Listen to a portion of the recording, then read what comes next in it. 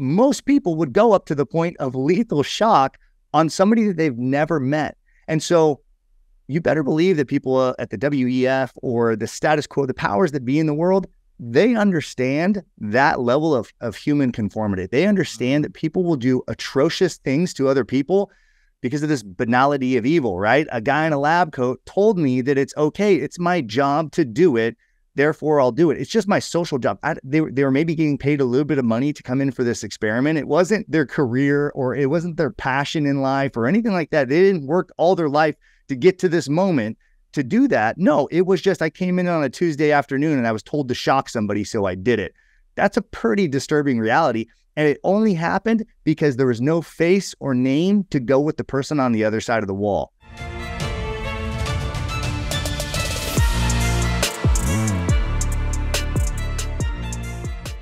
Hey everybody, welcome to the What is Money Show. I am thrilled to have you here joining me on my mission to help shine light on the corruption of money.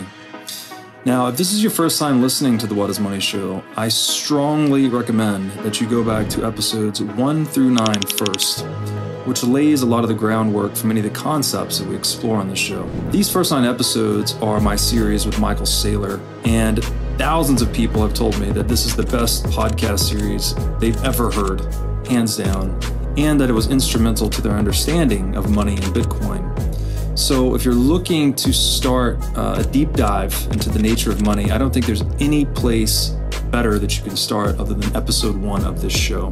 Now, a little bit about this show and how it makes money. The What is Money Show is 100% sponsor based. So all of our revenues are derived from direct sponsorships. And I strive to be very selective about the sponsors that I work with, specifically only using sponsors that I use personally, and also choosing sponsors that have values which are well aligned to the values expressed on this show, such as freedom, education, self-sovereignty, etc. So what I'm going to do now is a few ad reads right at the top of the show, and then I'll do a few more ad reads in the middle. And I hope you'll take the time to listen to them, as again, these are hand-selected sponsors, and I think you'll like what they have to offer.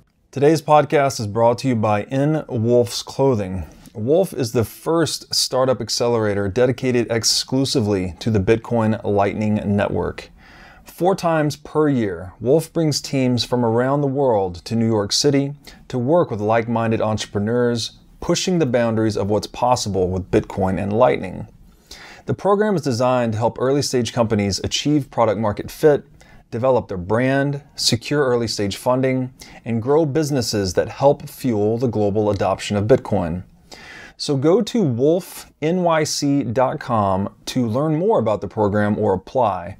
Again, that's Wolf NYC, WOLFNYC.com. Brian DeMint, welcome to the What is Money Show. Hey, Robert, how's it going, man? Good, man. It's great to have you here. Been talking about this for a while and excited to have this conversation. I think we're going to talk about some interesting topics. Just by way of quick introduction, you are the head of marketing for the Orange Pill app, and you're also the author of the book Bitcoin Evangelism. And today, I think we're going to focus this episode on a very interesting area, which is the interplay between social movements and technology, how each influences the other, looking at a few historical examples, and then we'll go into how Bitcoin is one of these, one such phenomenon, right, where technology and social seem to be very mutually influential. Before we jump into that, though, I think it'd be very useful for my audience just to have a little bit of background on you, who you are, and what your path was into Bitcoin. Yeah, thanks, man. Well, first off, I got to say, sitting here face to face with you is kind of nerve-wracking, because not because of your awesome show that I love to watch and all that kind of stuff. It's because a few weeks ago, I called you out to fight you at the main event of Pacific Bitcoin as a joke. And then I had people DMing me. They're like, Robert would kill you, right? And I said, yeah, I understand that. It was a joke. And so I was like, I should probably DM Robert and let him know that I'm totally just kidding, that it was a joke from this guy, Tatum Turnip. So I have no intention of calling out Robert. I've seen the man in real life. He's a monster. I've seen him boxing on online. I don't want any piece of that. So well, I wanted to clear the air on that. I want to clear the air too, because if it was jiu-jitsu, which I think was the recommended forum, I've done 1 day now. I've had 1 day of jujitsu training, and I think you've been doing it for like 10 years. I think you told me something like that. But so if I think you'd probably get me. I would assume. Maybe, but I just wouldn't want you to freak out and just start throwing those hammer fists. I think that would be a problem. So, anyways, yeah, us jiu-jitsu guys aren't known for our hands. But anyways, man, no, it's a pleasure to be on here. But yeah, man, my orange pill story is pretty simple. 2013, first time I heard about Bitcoin. I'd started a business when I was 22, a few years before that, and some of the guys that had mentored me as an entrepreneur had gotten into Bitcoin, and they didn't really know why. They just thought it was interesting or speculative or whatever. And I remember kind of being disappointed with those guys that you guys are really smart. Why are you buying into this dumb magic internet money stuff? And I came at it as a skeptic, and I started studying Bitcoin because I wanted to kind of show them that it was all the things that everybody says at first. It was a pyramid scheme, it was a Ponzi scheme, yada, yada, yada.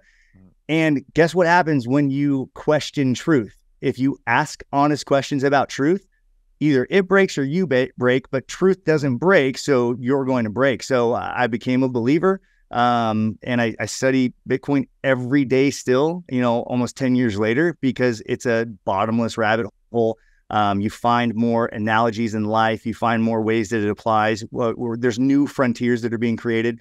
So that was my orange pill story. I was coming at it like a skeptic. That's exactly how I became a religious Christian. I was an atheist who decided like, I want to disprove my Christian friends. And so the study of apologetics was what led me to faith. I think that many Bitcoiners that way, we're skeptical of what we're told, and we initially go the other way, which makes us skeptics of Bitcoin. Like, I think I respect most Bitcoiners because they were initially skeptical of Bitcoin. And then we get to this point where we're the biggest proponents of it because we went the hard route. We didn't just buy it because a lot of us bought number go up, and that was part of the interest at the beginning, but we were also questioning it too. And so that's why we become such champions, because we didn't only buy it because of number go up. We bought it because we were won over by its tenets. And that's why we take the time to read books and talk on shows and listen to podcasts. We could be listening to anything else other than this, but we choose this because we've seen the profound nature of truth play out in our lives. Yeah, that's a great point. It reminds me of that Musashi quote. He says something like, the truth is what it is, and you either bend to its power or you live a lie, basically. And I think most people, obviously number go up draws you in. I think that's true almost universally. There's very few people that weren't attracted to Bitcoin's price movements, at least initially. But then it's do you apply the proof of work necessary to start to understand Bitcoin or not, right? That's kind of a fork in the road for a lot of people. Some do and many don't. But everyone that does, right? Everyone that studies Bitcoin, and this is why we always advocate for study Bitcoin or study the nature of money, it seems like a one-way street. Like, I don't see anyone coming back out of the Bitcoin rabbit hole. It's like you just kind of fall down and down and down. And eventually it becomes a lifestyle, like you're saying, right? Where it starts to change how you are in the world. I think these attributes we associate with Bitcoin, like proof of work and radical honesty, self-responsibility, it just becomes part of your life. It actually, in my, like, seeing people in Bitcoin, like, they become better, basically. So it's really interesting, right? We're talking about, again, which is thematic with this episode, it's just a technology, it's just a tool, yet somehow it's changing the way you behave in the world and changing, therefore, your social activities as well. So again, that's going to be the thrust of this episode, is looking at that interplay between technology and social movements, or individual behavioral change, let's say. And we said we're going to start with the Protestant Reformation as a good example of this. We had the church, the Catholic Church, the medieval church for a long time had this monopoly on knowledge. They controlled all book production. Books were luxury items, very expensive to produce. And because of that technological reality, a lot of people were illiterate, right? A lot of people couldn't write. Therefore they couldn't read. They couldn't read the Bible. And they had this intermediated relationship with the Word of God through the church, basically. But the printing press, which made books a lot cheaper, a lot more plentiful, actually contributed to people becoming more literate and then having a more disintermediated or direct relationship with the Word of God. And that really, really changed the world. So maybe we could talk a little bit about that. I think you made the point offline that, Martin Luther could have written his 95 Theses and pinned it on the door of the Catholic Church, but that idea might not have spread as readily had the printing press not been invented. Yeah. I mean, that's absolutely the case. I'm sure there was probably people that questioned the Catholic Church prior to that time. We just don't know who they were because nothing came of it. And there was this infrastructure that was finally in place that allowed that thing to spread. That's what we see at every kind of historical poignant time of history where change happens. There was a will for it to happen, and then there was some kind of mechanical device, whether it was technology or whatever it was, that helped it spread. But then that third component was there was people that caught it, right? So it was the will of the people that wanted it, but they didn't know what they needed. And then somebody said, okay, this is I'm putting a label to what you guys are sensing, and then the people take it back and then run with it. Church went from, you went into the cathedral, or you went into the big Catholic church and you did corporate worship, which is still done to this day. But the Reformation brought about the existence of the little church, or the home church again, which that's how the church started 2,000 years before, 1,500 years before. But over time, dogma, tradition, money, wealth, power centralized, and you were able to build these beautiful establishments, which were awe-inspiring. I mean, you go and look at cathedral, they're these beautiful things. So that's not necessarily a bad thing, but it just concentrated power, not just on literacy and those types of things, which were really important, but for the genuine Christian, it was like a monopoly on access to God. I mean, you think about how powerful of a monopolization that was. These people would fight and die for the right to connect with God, and yet there was a pope, or there was a priest, or there was a bishop that was in between them and their ability to worship or even read God's word. And so now they could read it for the first time ever, and they could ask questions for the first time ever. They could start to teach it to one another, and that's where that social element comes in. We can now have a little church in our home, and we can reach our little local community because we're able to teach this to one another and read this to one another. And it was one of the biggest olive branches from one language group to another. When Martin Luther, he also translated it into German. That was the first time that the German language was able to read pretty much anything from the outside world. It was because the Bible was then translated into German. And you see, Germany became a very Christian area for a very long time because of that influence and because of that technological upgrade that part of the world got. Yeah, it's fascinating how it's not enough to have good ideas, right? There has to be some mechanism for improving the liquidity of those ideas, right? And the printing press was a great example of that. Just, again, we create a tool that makes books cheaper, and then all of a sudden people become everyone gets a software update, right? Like a cognitive software update, in this case, literacy. And then that calls into question the validity or the relevance of an existing institution like the medieval church, and then what indeed sort of leads to its decline as the dominant institution and makes the way for the nation state to fill the gap. And I'm reminded here too, I can't remember the title of this book. It's Will Durant. He's a really prolific author.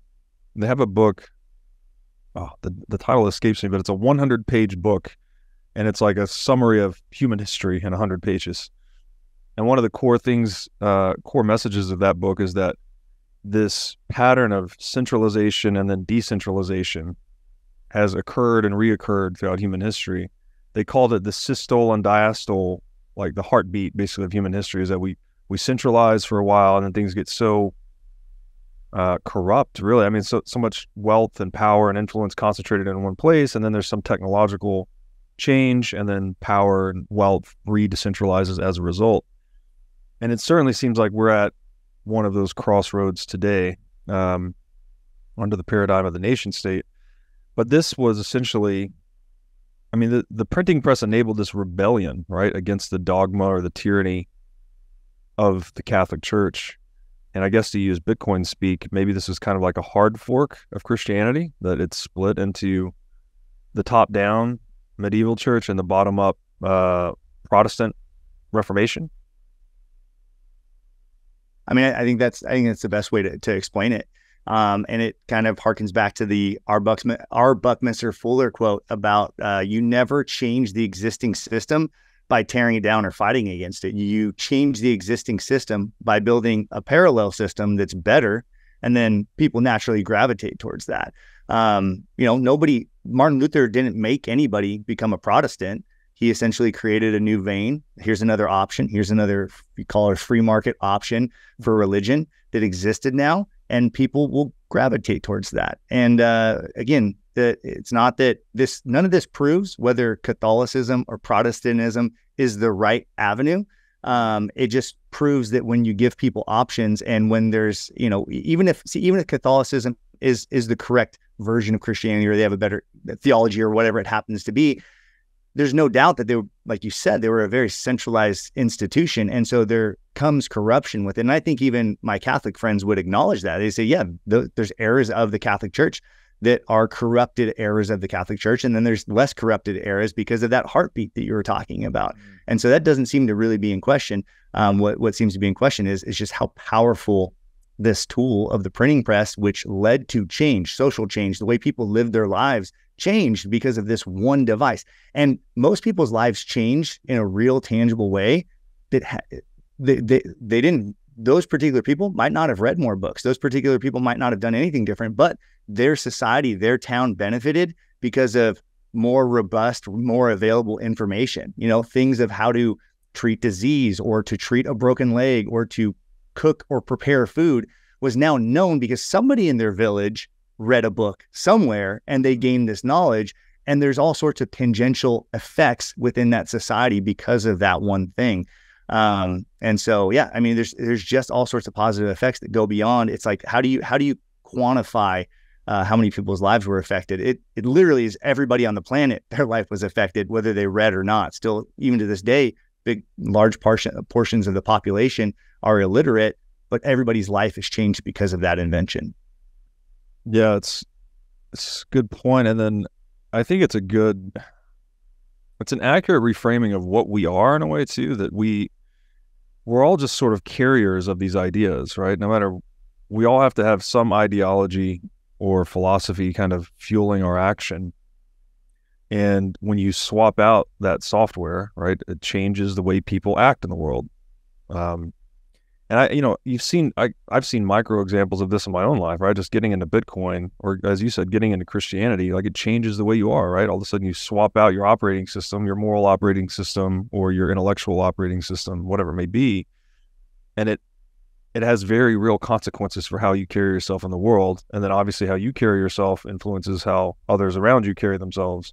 And so it has this very viral effect, right? That just a simple change in the technology can actually have this profound change in just general patterns of human behavior. And I guess one other thing to mention here, the subversive nature of this. The printing press, initially the church kind of wrote it off, right? Just like nation states write off Bitcoin today. It's just this insignificant little toy or whatever, magic internet money, etc. But eventually the church realized, oh man, this is actually disruptive to our monopoly on knowledge. This is a problem. We need to try to squash the printing press. And then what happened? Well, you try to censor the printing press or destroy printing presses. They were physically destroying them. And then this actually incited people or induced people to use the printing press to produce books on how to produce printing presses. So it's like, as you tried to squash the idea, you actually accelerated its proliferation. Yeah. And, I think there's an analogy there for what cryptography does to the nation state, right? Like the more nation states try to censor our communications or social media, et cetera, that we're just going to see cryptography advance and be put to its highest and most subversive use. And it just speaks to that idea that, what did Victor Hugo say? Said there's nothing more powerful than an idea whose time has come. Mm. Like it's really hard to put the genie back in the bottle once these things are out. Yeah. Absolutely.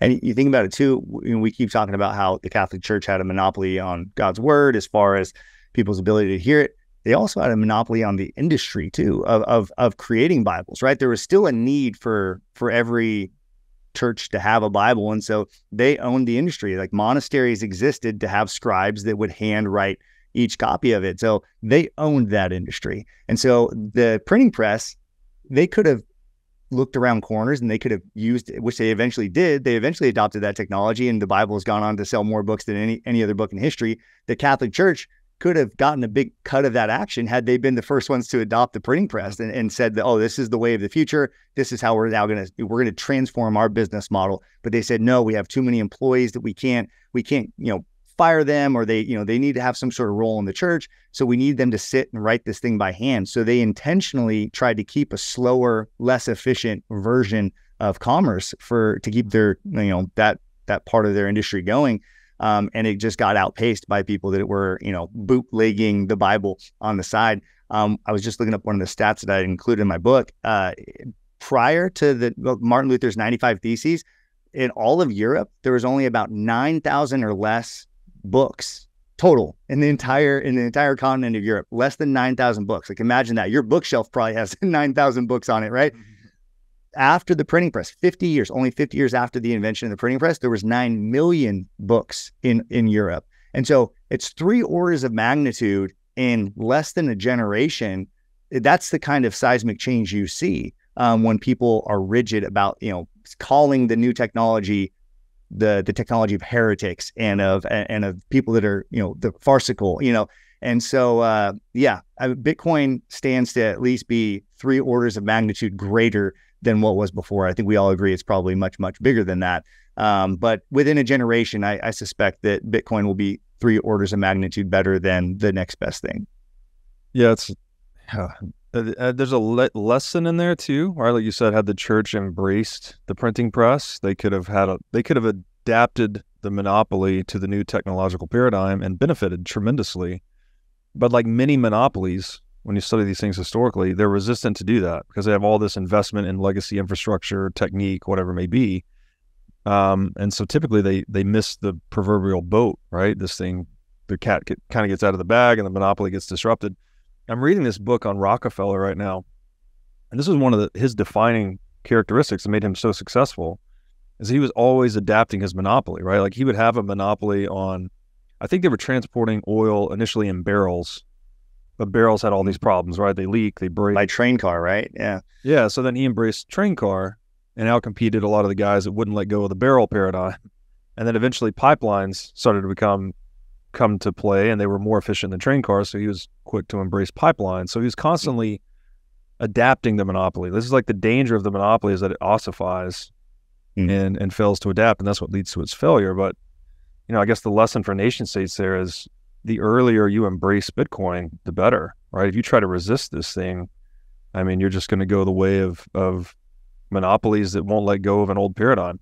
So, well, and Rockefeller, one of the other things that made him brilliant was not just adapting his monopoly, but finding every last reason to use the resources he's been given, right? So when he was making kerosene, it had this petroleum offshoot. And so what do you do with this petroleum byproduct? Well, all of a sudden cars come along and you're like, wow, I can use this as fuel. Like my kerosene monopoly doesn't even matter anymore. Like I can produce this. But then when we create petroleum, it creates this goo. Like this goo, how do we got to spend all this money to get rid of this goo, this petroleum jelly that comes off of it? And he's like, well, what can we use petroleum jelly for? And you create all these different byproducts and offshoots and stuff. It's kind of, now we don't want to say Bitcoiners are like Rockefeller, because I think many Bitcoiners are skeptical of Rockefeller, but he's an interesting guy.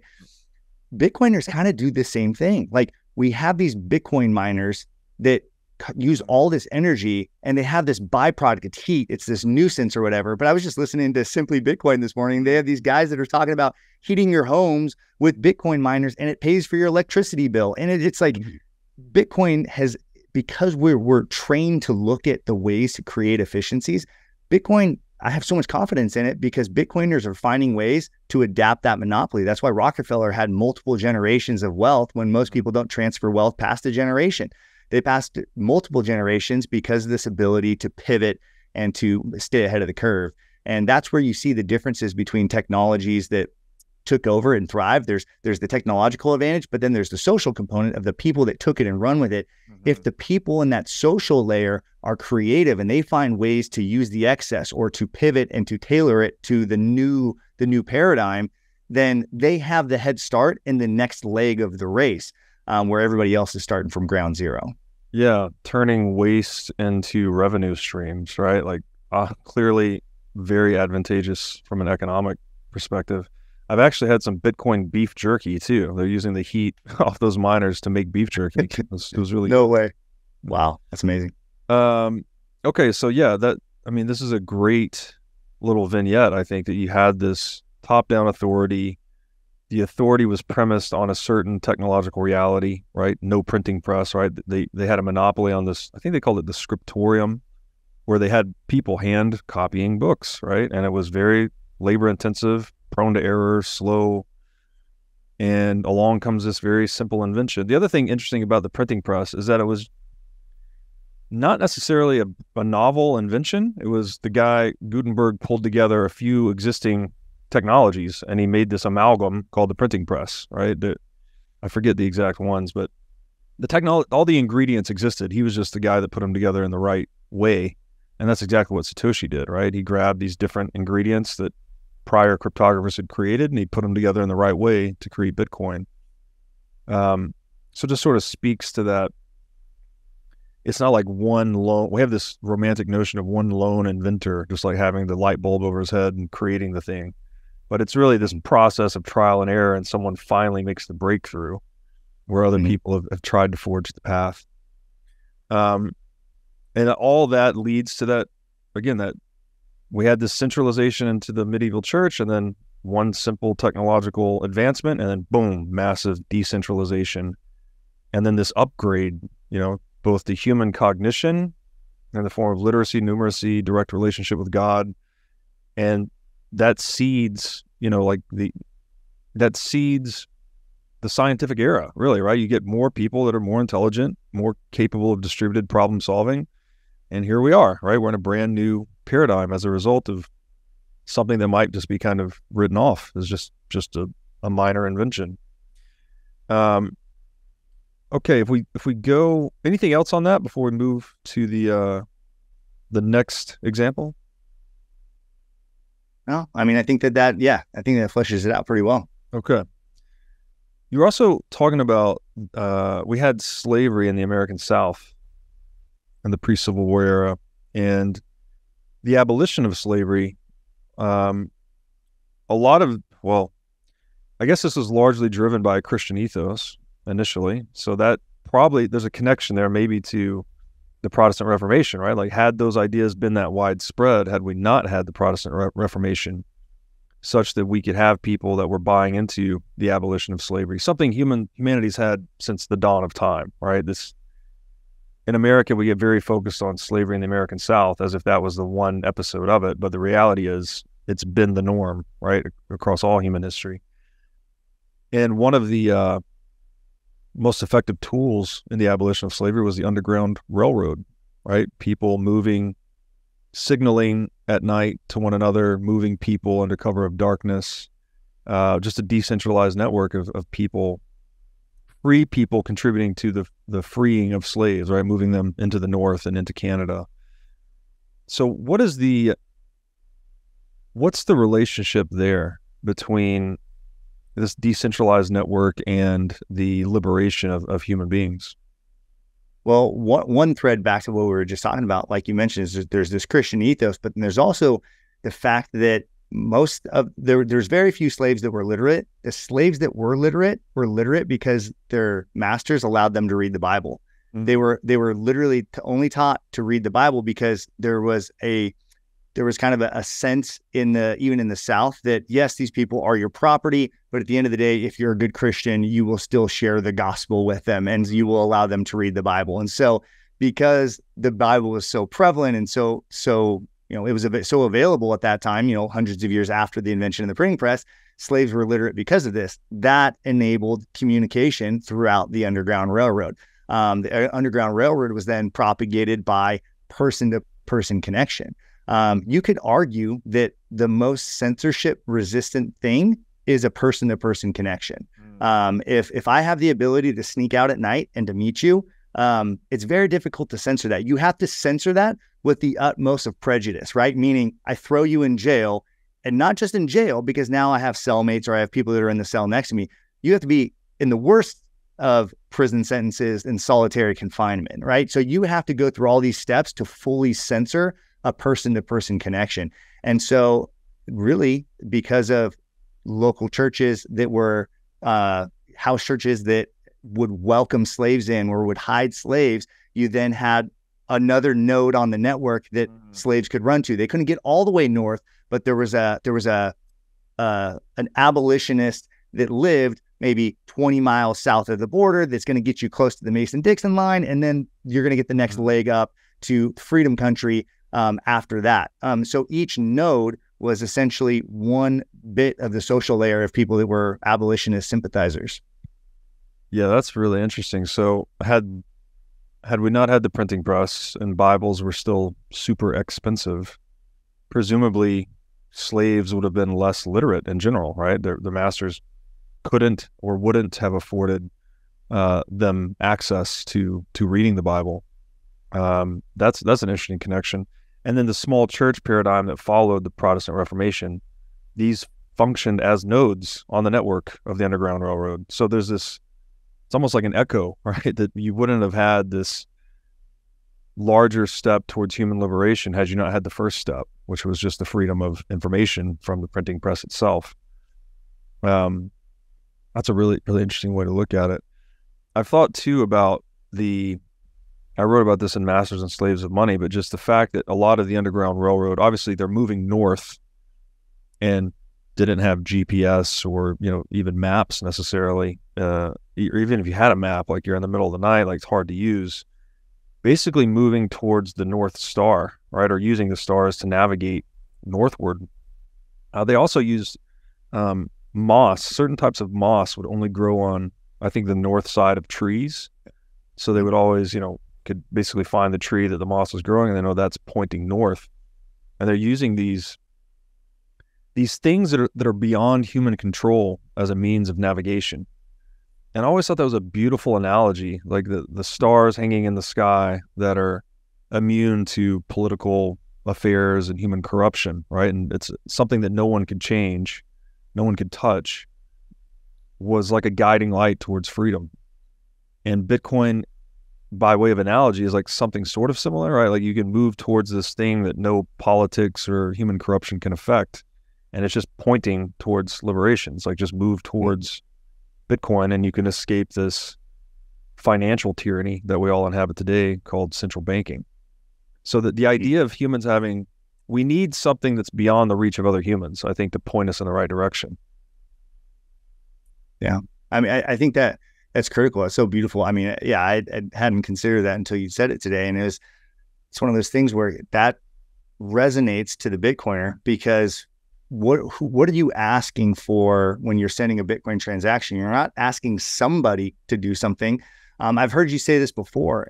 You said it's faith in axioms. I've heard you use that term before. We really only have faith in things that are apparently true, right? Like mathematics. Like, how do you ever really know anything? You kind of have faith in this thing that you've always seen work just works. That's right. And mathematics is free of bias, right? Cryptography is free of bias. And so I could be the worst person in the world. I could be the most chased after person in the world. I could be the best person in the world that's running for righteous reasons. And I could, if I need money, if I need a financial resource, I can count on Bitcoin in order to, help me, or to get me to freedom, or to keep my freedom protest and my freedom of speech protest going for one more day, so my truck can have gas to get to the next stop or whatever it happens to be.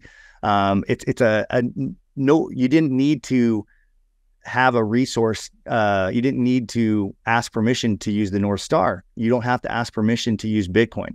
It's almost like public infrastructure that isn't granted to you by government.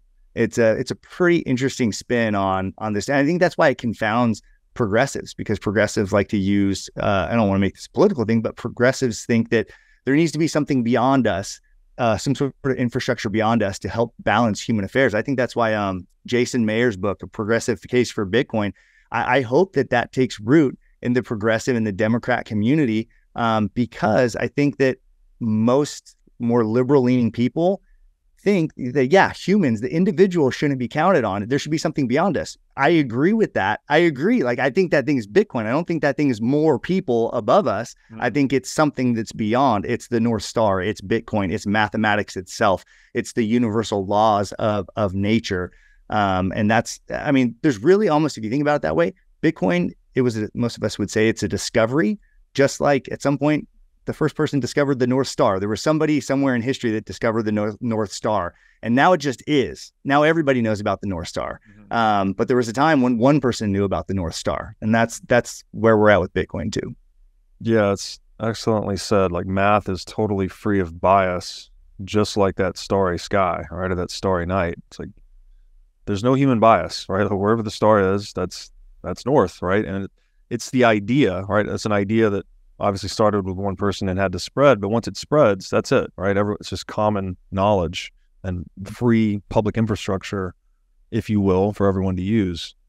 And in many ways, I don't know why, but what was coming up for me there is like, it sounds almost like an argument for God too, that just this idea that there's something beyond human control, beyond human comprehension, right? That we have to have a respect for or a reverence for. Otherwise, you get into it's something like it inoculates you against totalitarianism, which is this idea of totalizing knowledge, right? This is the final plan. This is the utopia. This is the final solution, whatever it may be. If you have this faith in how I use the word God, I know it's a very loaded word, but this faith in that which, so let's say the God just being the word for that which is beyond words. You know, if you have faith in that reality, then you can discover things like this that are very useful. Whereas if you think the totalitarian's given you all the knowledge, then you're not going to look for anything outside of what the totalitarian's given you. And so you can fall prey to these delusions, right? You know, all the romantic lies that totalitarians have used to control people. Well, yeah, and I know we'll get into this in a second, but the totalitarians, they use technological revolutions to also state their points as well. And we'll dive in this and maybe hopefully in a different manner. But in the Industrial Revolution, the rise of communism came out of this thing, I've heard it called before in philosophy circles, called the eschaton, meaning that humanity thought we reached our highest form. And during the industrial, like by today's standards, that sounds stupid, right? Like the Industrial Revolution, there was so much more technology to come. But think about it from their standard. The industrial age looked nothing like any other point of history. We never had things that weren't humans produce something. We never had something do something for us without a person doing it. Now one man could do the work of 10,000 men. So that lent itself to this idea of communism. Look at one guy can do the work of 10,000. Everybody can live in utopia. You don't need to make money anymore because one guy or a few people can produce all the potatoes we need and they can produce all the shoes that we need. And so, yes, we can finally have the utopia. We'll give it to you. Us communists will say, yes, we could have never had it before, but now because of this eschaton, the highest form of humanity, we can now do that. Now, the echo to today is we're seeing that with AI. We're seeing that with technology. AI is going to do all of our jobs for us. It's going to be, humans won't be needed anymore. We can finally usher in the true golden age of communism or totalitarianism and those types of things. And they'll say it with a genuine face, and they actually believe it because they're right. This time is different than any other time in history. We are more advanced than any other time in history. But every time before, we also thought we were at the top point. That's where the arrogance comes in. Not just that we're the most advanced version of humanity, but we're the ultimate form of humanity. Right. And I think that's maybe the difference between, Bitcoiners. We see this as part of the progress chart rather than we reached the final boss battle of the game and we beat the game and now we get to control everything. Yeah, that's a great point. It's almost like a Tower of Babel type thing, right? Yeah. We think we've built the tower to heaven and we're done, but the reality is we're never done, right? We got to keep working, advancing, moving forward. There's no destination really, right? It's just an infinite journey. And right. Yeah, that's really good stuff. Now I'd like to tell you about our sponsor, iCoin Technology. iCoin has just released a sleek new hardware wallet. looks like a mini iPhone, a little touch screen and camera on it. The device has no Wi-Fi, no cellular connection, no GPS. It's a strictly physically cold hardware wallet. Like I said, it's got a high-res 3-inch touchscreen. It's got a camera for air gapping the wallet. It's got optional Bluetooth compatibility. And it's really a brand new UI, UX experience for a hardware wallet, making it very accessible, easy to use, not intimidating. And as we always talk about on this show, the only way you can truly own your Bitcoin is by having it in self-custody. So you need a device like iCoin Wallet to truly own your Bitcoin. Go to iCoinTechnology.com today and use promo code Bitcoin23 for 30% off of this new sleek hardware wallet. So you mentioned too the pro-democracy movements in the 1980s, and the ideas and the way they were spread. There's some parallels here, maybe to Bitcoin, that some of the artwork that was used, I think you said it was like Banksy-esque artwork, was used to sort of seed these ideas. Can you speak a little bit to that and how that parallels Satoshi's creation? Yeah, I mean, I think that what was brilliant about the pro-democracy seeding, and you could say where that came from. And we don't know where it came from. It could have come directly from the United States. It could have come from some other whatever. It probably did to some degree. But there was also people. There was millions of people that wanted this at the same time. But the pro-democracy movement in the Soviet Union, in Eastern Europe, and in all the countries that broke off from the Soviet Union. So now there's Russia and all these other countries, which all used to be part of the Soviet Union. Those broke off because this idea was planted by anonymous sources. People would just post things in the street. They would post a poster or they would post something anonymously. The reason why they had to do it anonymously was because they lived under an authoritarian or even a totalitarian regime where if they were known, they wouldn't just be made fun of, they would be killed, executed, or at the very least, they would have total character assassination. They would be deprived of any familial relationships or anything like that. So in order for the social movement to germinate, it had to be seeded with these ideas and these concepts. And yeah, it was like these Banksy-esque pictures or propaganda pieces. They were pro-democracy propaganda pieces that were laced in the street. And then at a certain point, you get this critical mass, or you get this escape velocity of social movement. Now enough people, you're not going to be the first person out of the gate. We were talking about this off air. In real estate or investing or in a social movement, you never want to be the first guy. Maybe you and I would, or maybe there's some Bitcoiners out there that would, but the average person doesn't want to be the first guy because you're typically the one that gets shot, right? And it's the people behind you that get to bear all the fruit and things like that.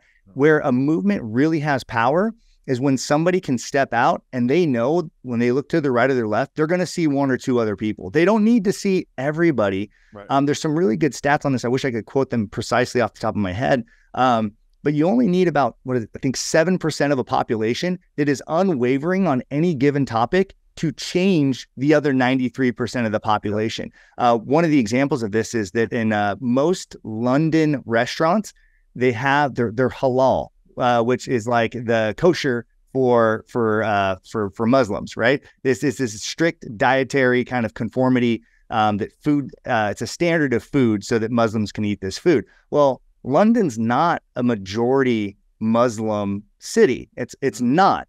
But there's an unwavering part of the population that will not eat food unless it is halal. And so the rest of society conforms. All those business owners in that free market want access to those customers. Even though it's only a minority of their customers, they know that they will not get those customers unless they conform to that. So there's something powerful in people becoming unwavering, but you never get the social movement that's unwavering until it's seeded, until the ideas are planted out there. And so the pro-democracy movement of the 80s in Eastern Europe was very similar to Bitcoin, like how Satoshi was this anonymous person. You can't character assassinate Satoshi Nakamoto. That was very intentional from the inception. Yeah, that's an excellent point. Taleb writes about that phenomenon, which he calls the minority rule. And I think the numbers were like 4% of people eat halal, right? They will only eat halal. Yet 96% of the meats produced in that area are halal, because the other 96% of people don't actually have a strong preference. It's like, I could eat halal or not. So as long as the cost of creating halal versus non-halal is close enough, there's so much efficiency to be gained by just making all of it halal. And then, the majority doesn't care, the minority really does care. So there's this dynamic where the preferences of an intransigent minority can have outsized impact on the actual output, right, of the actual result.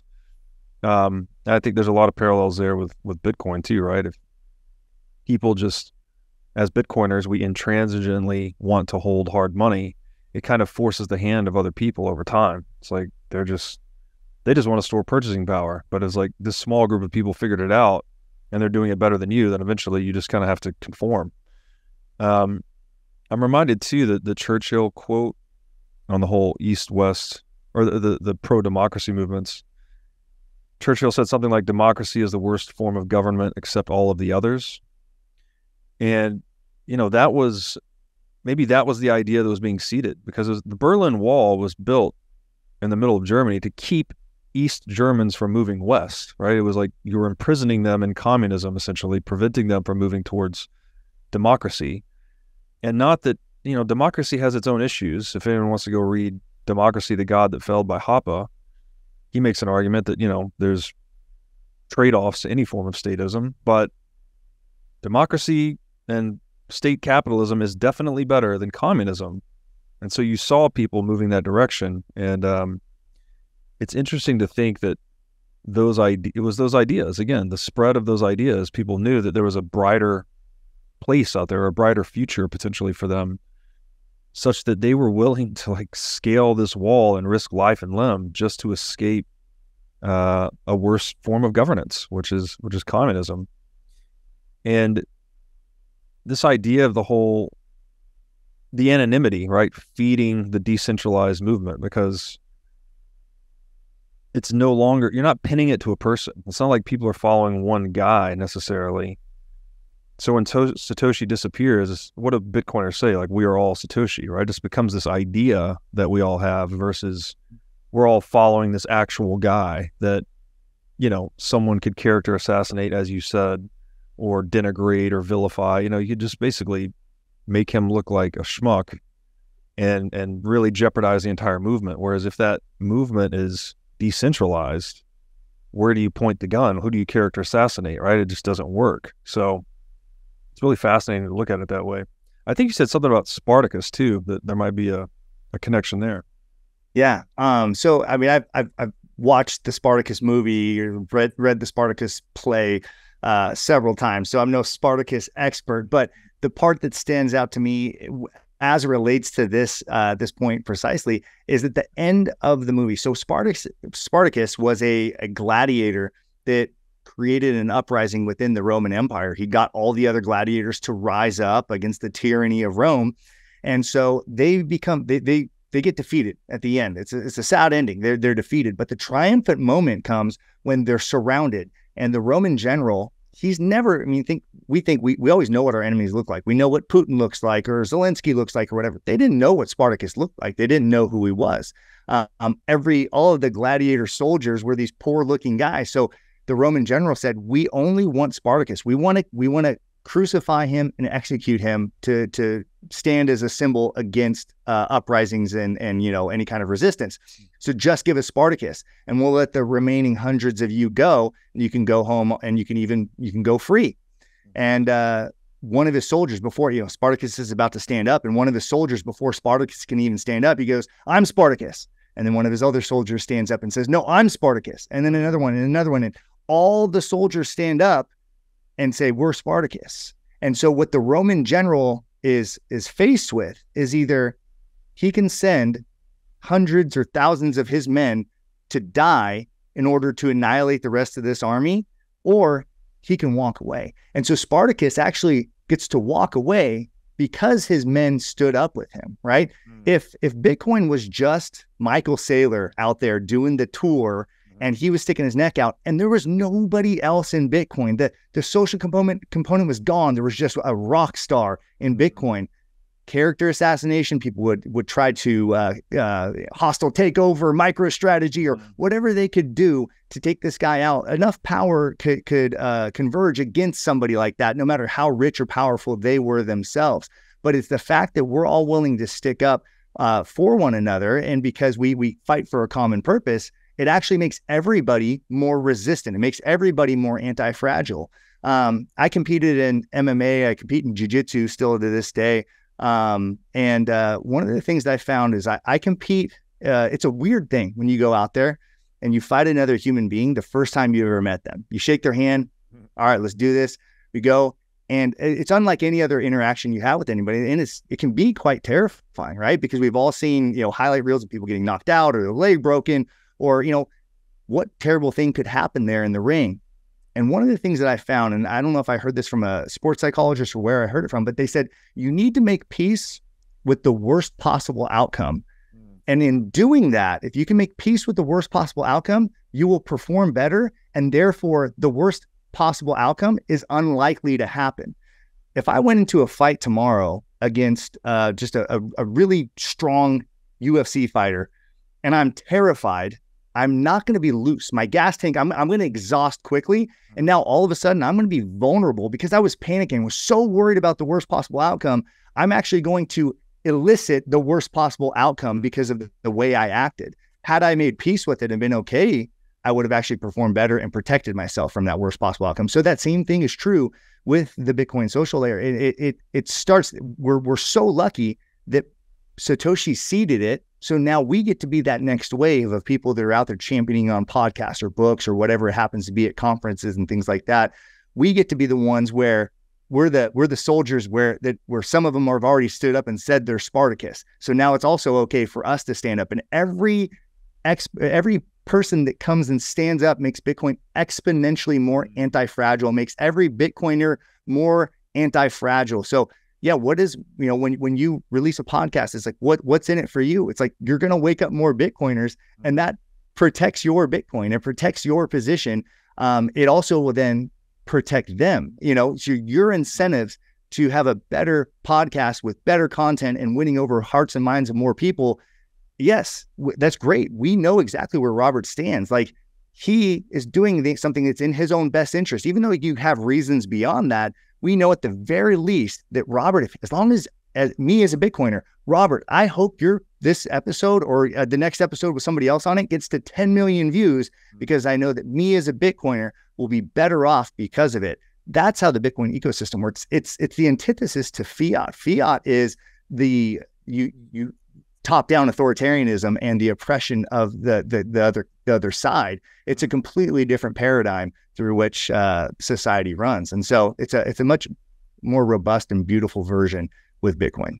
Yeah, that's brilliantly said. I think every Spartacus that stands up, right, you're increasing the network effect non-linearly, right? Just like when you add a new node to the network, Metcalfe's law, the value of the network goes up exponentially. It's the same thing, right? Every Spartacus that stands up makes the entire group exponentially more robust or anti-fragile.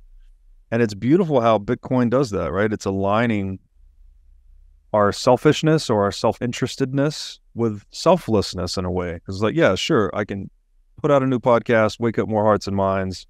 That's good for me. That's good for my Bitcoin stash, but hopefully it's also good for the collective, right? That you're actually waking people up to something that's more useful for them. It's more beneficial in terms of preserving their life, liberty, and property. So it's this beautiful alignment of incentives, I guess. And I don't see that in many other places in the world. Like, as you said with fiat, it's the opposite, right? It's like my win has to come at your loss, but Bitcoin is kind of an ultimate win-win in many ways. And on the radical acceptance of the worst possible outcome, I think this is Musashi again, I'm not sure, but the way of the warrior is the resolute acceptance of death. Like, if you're going to move things in the world, then you just need to accept that, life is short, you're going to die. That is the worst possible outcome. Just accept it radically and wholly, and then you're liberated, right? Then what is there to be afraid of? Like, we're all going to the same place, so let's just make it meaningful, right? On the way there. Beautiful. Really good stuff there. Okay, we should talk about The Psychology of Totalitarianism, which is a book by Matthias Desmet. He's been on this show. He popularized the term mass formation psychosis. I think they just call it mass formation now for short, which is something we've seen time and time again throughout human history, right? These demagogues coming into power and whipping people into a fervor of whatever the utopic vision is, whether it's fascism or communism. And, his book, I think, really caught on during the COVID saga because that's what we were going through, right? Another one of those, another mass formation of some kind. And so this is kind of, I think you said offline, this is kind of like the flip side to the social movements, right? So the social movement would be these ideas catching fire, if you will, organically and leading to radical social change. But there's a counter move to that, and that is the totalitarian trying to push their own ideology, I guess, into the group. Rather, that's sort of counter to this organic movement. There's an inorganic top-down effort. So what is it like? What are your views on the psychology of totalitarianism? I think you mentioned too the importance of ritual to this dynamic.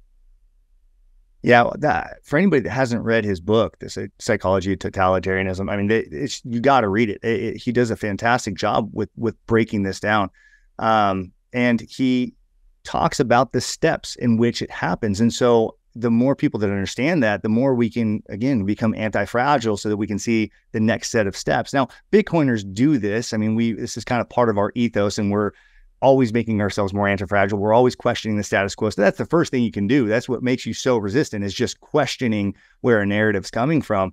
But what you do is you create, actually, I wrote it down because he said it comes in 4 steps. There's social isolation. There's lack of meaning in life. There's high levels, which leads to high levels of anxiety. And then high levels of anxiety lead to frustration and aggression. And so you can elicit behavior. By the time you get to stage 4, aggression or frustration leads to action. We saw that, right? We saw riots, we saw fires, we saw all sorts of things. But look at all the stuff that came before that. It was stay inside, social isolation. Then the ritual came and you wore the mask. So you can go outside, but be careful, wear a mask, put plexiglass up. I mean, how many ridiculous pieces of plexiglass did we see in just places that made absolutely no sense? It was a way for people to put a stamp on, we're part of this. It's all pieces of propaganda. We were talking about the pro-democracy movement and these Banksy type things being posted around. That's exactly what the stickers were that said, please give 6 feet of distance between you and the person in front of you. That's a Banksy-esque type of propaganda done by the mass formation side of things. I remember in my business, we have a chain of wellness studios, and my marketing girl put up a sign right when COVID started and said, due to COVID was in all capitalized letters, we are doing X, Y, and Z. I said, take that sign down now. I told her, I was like, I'm not a very firm boss. That was one time I was like, take that down. We will not have anything in our stores that resembles that at all. There's not going to be a sticker anywhere, anything. Guess what happened? Nobody actually got into other people's space. Like, people naturally just stayed a little bit further apart. As humans, they were able to do this on their own. When they were given this freedom to operate in the old way of things, people acted in a civil and very courteous way to one another. But mass formation doesn't like that. If a government agent, which they did, we had people from the county, they would come into my business and say, you need stickers here and you need this. I said, look, you can come in and audit us at any time and look what people are doing. First of all, they're coming into a wellness business. They're actually improving their health by doing this. But second of all, they're standing apart. Like, people know there's like this social decorum that you do now, and that wasn't good enough for the proponents of mass formation. They wanted the sign. They wanted the pieces of propaganda to ensure that even when I wasn't enforcing the message, something was informing the message. So you need to have a residual messaging going on at any given time. I mean, apparently the news and social media and all that stuff wasn't enough messaging. You need physical reminders, because the most damaging thing to the message was people connecting in real life. If people went to a store and connected, that was not good. If people went to their church and connected, that was not good. If people went on a date, that was not good for their message. So they knew that they couldn't keep people isolated forever. They just needed to make sure that when you did go out and connect in real life, you remembered who was your daddy, and you remembered that you were supposed to be anxious. You would start to relax. You would start to enjoy the date with your wife or your girlfriend or whatever. But then you'd look over and you'd see a guy with 2 masks on that's serving you your food. Like, that needed to serve as the reminder to keep the formation going. So anytime the social movement tried to get healthy, people tried to break out of the mass formation, they needed something to rein it back in. And so what was ultimately the cure? It was information and it was social connections. Those were the things that broke the mass formation. Yeah, just like as we've said throughout this episode, right? That it's hard to censor that peer-to-peer interaction, and information spreads through those channels, right? And so when information's spreading, we're figuring things out on our own. We're discovering truth. We don't need commands from on high necessarily. And I can't help but wonder, the whole social isolation attempt, right? The top-down social distancing, as it was called, again, consistent with everything we've talked about up until this point. Well, that seems like a classic divide and conquer strategy, right? Keep people separated, keep people from interacting, keep information from spreading. It's sowing fear and divisiveness, like all the things that are resistant to top-down edicts. You're trying to corrode or weaken or disintegrate somehow. And it's back to that point with Spartacus, right?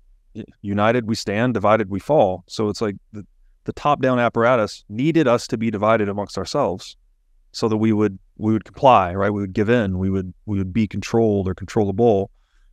And I saw even yesterday, there's talk now that, I don't know if it's a new pandemic or a new COVID mutant variation, whatever, but this trending on Twitter is do not comply. Like, they're talking about the possibility of bringing mask mandates back, and people are in advance of this just saying, like, absolutely fucking not. Like, just do not comply with this bullshit.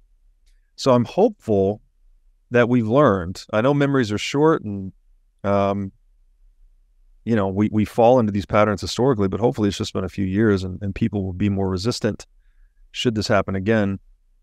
And there's always a romantic lie, right? There's always so Marxists had the from each according to their ability, to each according to their need, right? We don't need private property. We'll just all be in this brotherhood of man, and we don't need markets. We don't need prices. We don't need any of that. We'll just love each other, and I'll work hard and give you what you need, and you do the same for me. And obviously that led to a total catastrophe, right? In terms of starvation, mass murder, et cetera, et cetera. And I think that we had a romantic lie this time around. It's like, nobody is safe until everybody is safe. It's like, that's simply not true. That's simply not true. There's no such thing as nobody is safe until everybody is safe. It's always this utopic thing of like, we all need to come together and create the utopia, but it comes at the betrayal of the individual, right? It's like, I'm going to take away your individual rights so we can improve the collective interest or the greater good. And so it's very useful, I think, to be a student of history in this regard, that this moral camouflage that the collective, or let's say the top-down apparatus puts on, it's always a lie, right? It's always a deception. So it seems very useful to see that play out, both in real time over the past few years, and then see that it's happened historically as well. Well, if I could just say one thing on that point, I mean, the further my responsibility gets away from myself, the less effective I am. And that's true for anybody. So say if I'm on the street and somebody comes up to me and tries to mug me, I'm pretty good at running. I could probably run away and get away, or if I have to fight, I can defend myself pretty well. But now let's imagine that I'm out on the street with my wife and my kids and an attack happens. Like, I don't have the option to run anymore. I can't run away with my kids and my family, right? And fighting is going to be more difficult because I also have to protect them while I'm protecting myself. It's a lot easier just to protect myself than, a wife and 4 kids and that sort of thing. So imagine now I'm responsible for 8 people, 12 people, 100 people, 1,000,000 people. The further my responsibility of protection gets away from myself, the less effective I'm going to be. That's true for government. That's true for any person. And so the best form is when everybody takes care of themselves. Then once we've gotten ourselves to higher ground, then we have the ability to allot resources and division of labor and those types of things to then protect the people, because of certainly not everybody can protect themselves, right? That's obvious. We understand that, but the best thing we can do is get to high ground. That's why you put the oxygen mask on in the plane before you help somebody else. You have to make sure that you're secure, and then you can help somebody else. That's the truly humanitarian view, rather than I'm going to kill myself trying to save everybody, and then I get everybody else killed because I'm dead and I can't save anybody, right? Like that's the lie that authoritarians tell, is that I can help all of you. I can save all of you. No, you can't. You can't even save yourself. You're just, So. No, that's a great point. And it's a hard physical reality, right? Like you are actually responsible for yourself in a very real way. You have to take care of yourself before you can take care of someone else. It's also when you save someone from drowning, you're supposed to approach them feet first, right? So they don't clock you in the head and you both drown. So yeah, it's just reality. I don't know how else to say it. Now I'd like to tell you about our sponsor, Wasabi Wallet. With Wasabi Wallet, you can receive, send, and store Bitcoin privately. In Wasabi Wallet, your transaction history and wallet balance are completely hidden. Wasabi Wallet is easy to use. All of its privacy features are built in by default, and it works with any amount of Bitcoin. Wasabi users can make CoinJoin transactions together with BTC Pay server users or Trezor Suite users. For BTC Pay server users, they can make payments directly inside of a CoinJoin, and for Trezor Suite users, you can make CoinJoins directly on a hardware wallet. These features result in fee savings and security improvements for both sets of users. So go to wasabiwallet.io today to download the state-of-the-art Bitcoin privacy wallet. Okay, you talked too about I guess these are social conformity experiments. You mentioned the Milgram experiments from 1963. Can we talk a little bit about that and how that works into the rest of the theme of the conversation today?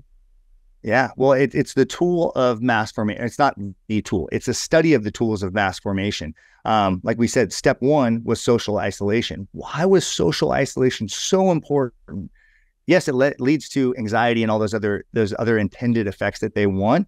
But they understand that people, when they don't have a person-to-person connection or any kind of social bond, people will do all sorts of really awful things to other people. So what the Milgram experiment is, and probably many of your listeners have either heard of this or watched it before, but you can go online, type in Stanley Milgram experiment, 1963, I believe it was, like you said, and you can watch it. They've recorded this. This is cool. It's in black and white.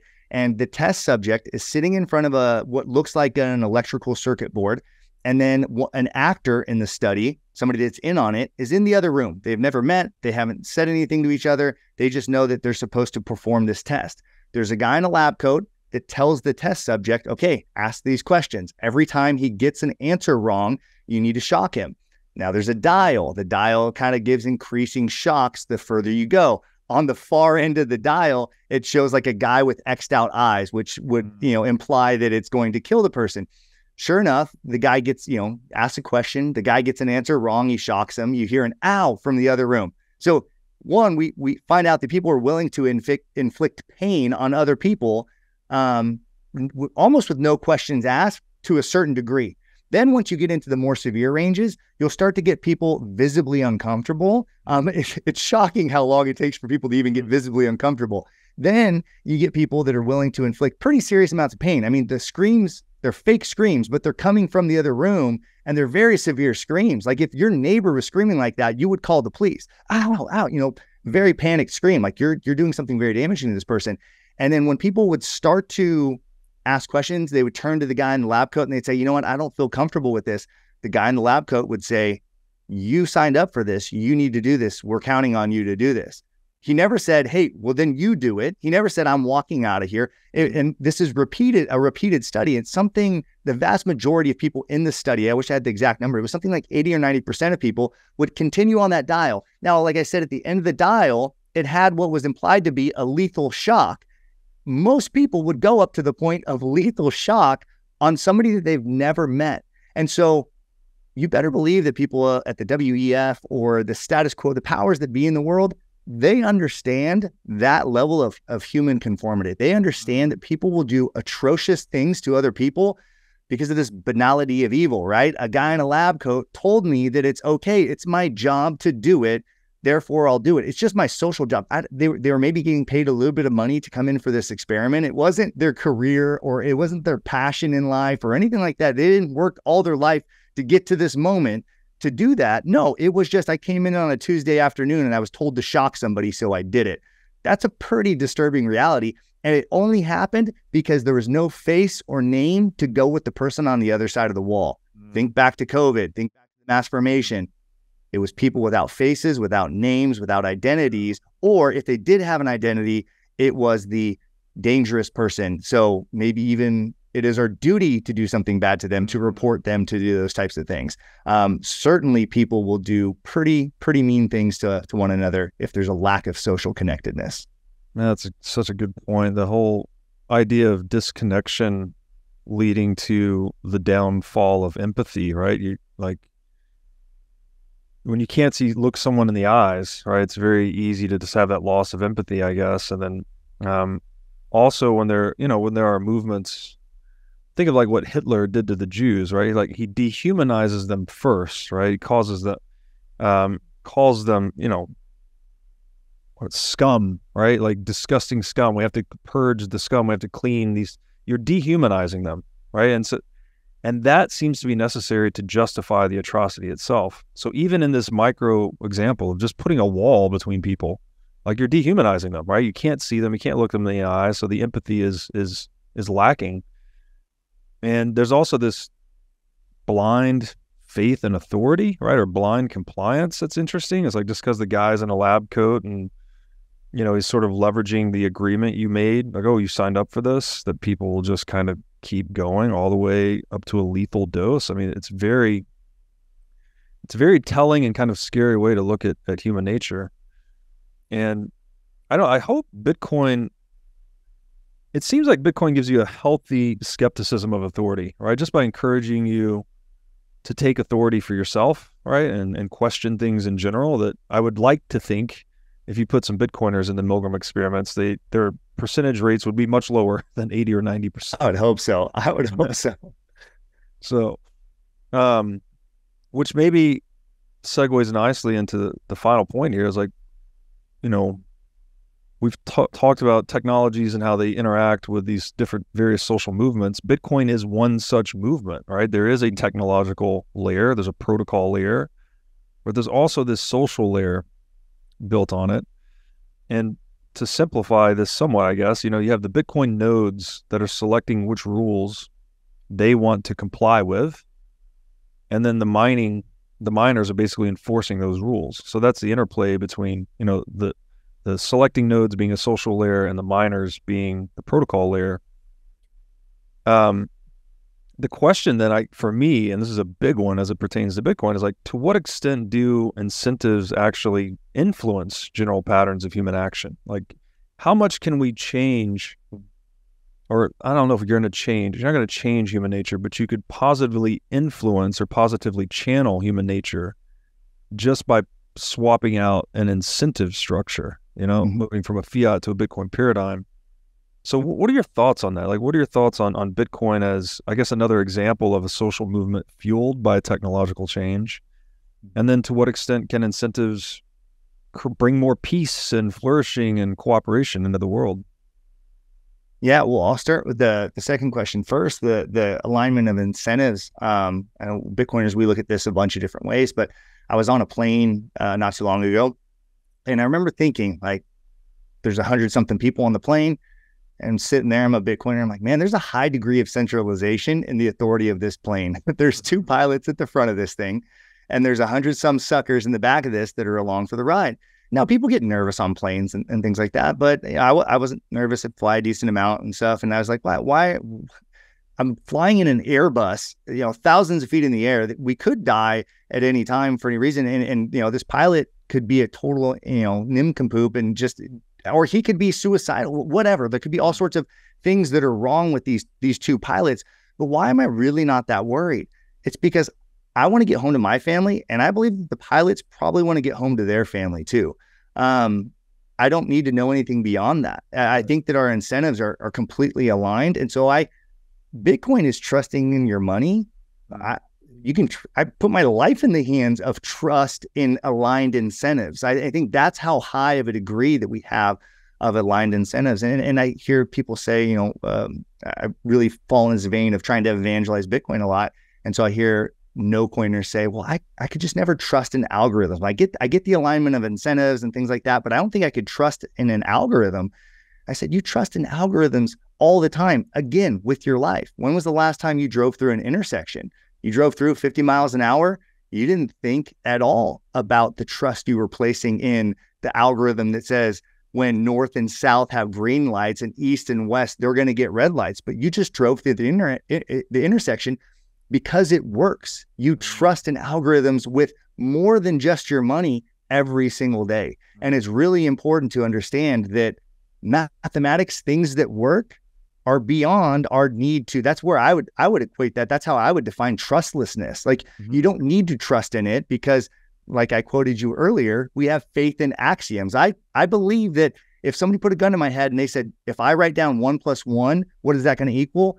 I will be confident that I'm not going to get shot in the head because I know 1 + 1 = 2. Like I don't have to have faith beyond anything than something that is absolutely true and that absolutely works. And math and incentives will align and work every single time. And again, the airplane analogy is even kind of flawed because humans have fallibility. Like he could go against his own best interest. And like I said, he could be suicidal or he could be drunk or something like that. But the difference with Bitcoin is that there's not that element of human error or depravity or anything that comes along with human flawedness.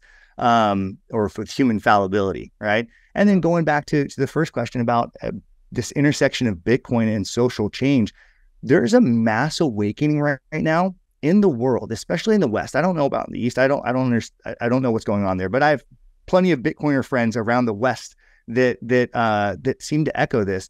There's been an awakening and I think that's why there's a resurgence of popularity in Christianity, in working out and doing all these things, that things that are good are hard, but they produce good things, so they're worth doing. Like this Bitcoin message, it's hard. You're gonna be in most circles, you're gonna be the person that is kind of like the odd person out. You're gonna be the person that's always fighting the uphill battle for Bitcoin because everybody else gets to take the status quo position, and you have to be the odd looking one in that group. An ice bath. Like, why do we do ice baths? Why does our body respond so well to an ice bath? Because it's difficult. Like God, I believe, has programmed into our DNA that things that are hard produce good results. The hard workout that you're going to have this morning, or that you had this morning, you're going to have later tonight or whatever, it's the tearing down and the building up of muscle is what produces good things. The Bible, I'm a big lover of the Bible. We talked about the Bible a lot today. People think that it's just a bunch of rules that get you to heaven. No, that's not even the message of the Bible. The message of the Bible is that you've broken all these rules, therefore you should go to hell. But Jesus gave you grace and is now, if you accept him, you're going to go to heaven. Like that's the message of the Bible. But then why should we even follow the rules in the Bible at all? We don't have to get to heaven. It's because those rules are good. And if you abide by them, your life will be much more fruitful. If I treat my neighbor with respect and treat him as I treat myself, guess what? He's probably going to pay that forward. And then the community that my kids live in is going to be a much more fruitful community. So that's what we're seeing. Bitcoin is this device that all these people that are waking up to this idea that hard things are good, we have a tool at our disposal that enables us to capitalize on this like we've never capitalized on it before.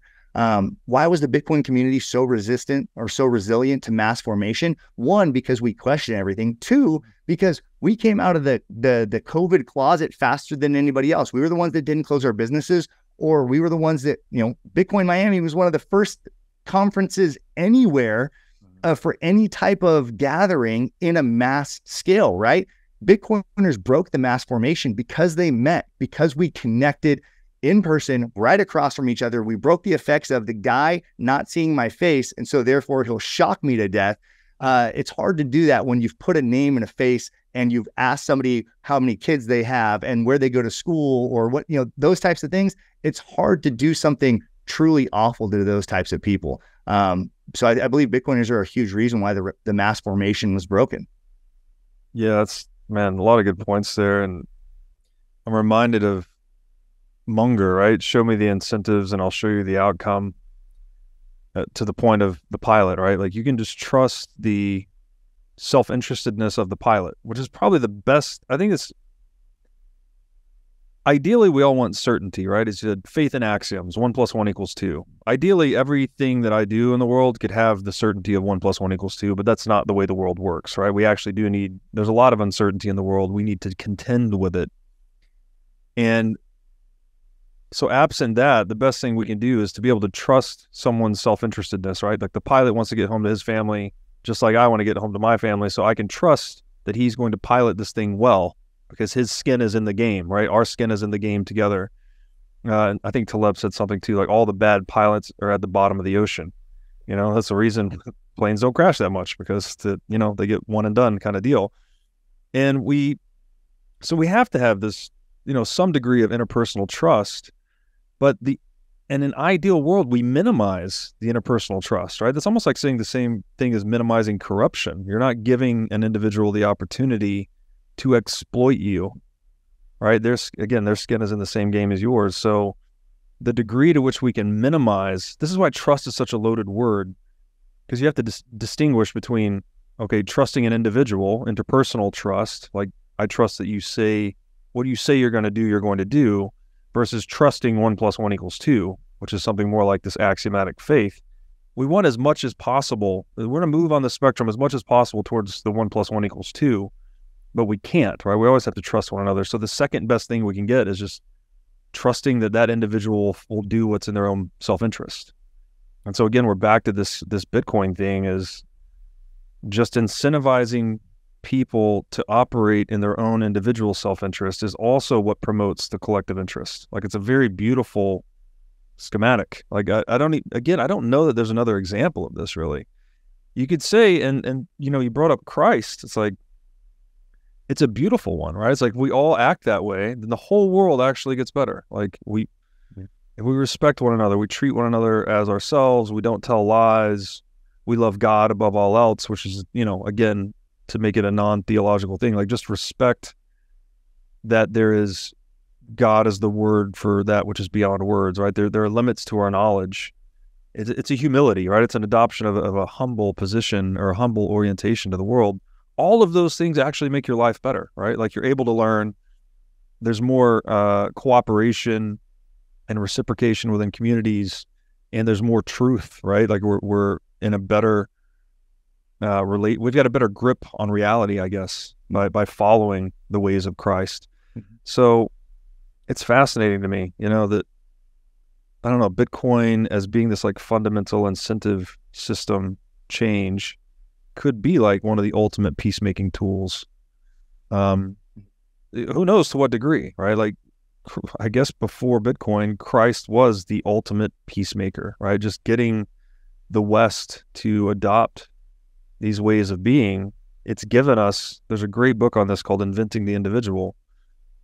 Private property rights, right? We didn't even have a conception of the individual before Christ. So the fact that you can go and open a bank account now in the West, and it mostly works as long as you're not like a peacefully protesting above the northern border in Canada at the wrong time of year, then your private property rights mostly work, and that helps us get on together nonviolently.